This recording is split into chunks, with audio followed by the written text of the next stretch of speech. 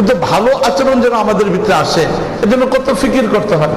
কিন্তু এই ছোট্ট বাচ্চারা দেখেন 2 মাস 3 মাস 5 মাস বলে বলে যখন আপনি ভালো একটা বস্তু তাকে শিখাইতেছেন, এই বাচ্চাটাকে মুহূর্তের জন্য এলাকার কিছু খারাপ ছেলেদের সাথে মিশাই দিছে।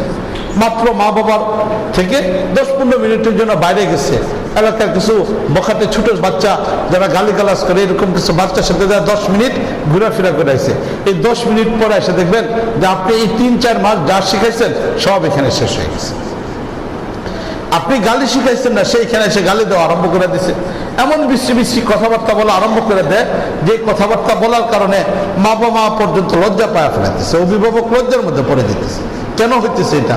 এই মন্দটা এই কয়েক সেকেন্ডের মধ্যে 10-15 মিনিটের মধ্যে শিখে ফেললো, অথচ ভালোটা শেখানোর জন্য এত পরিশ্রম করতেছে। এর কারণটা কি?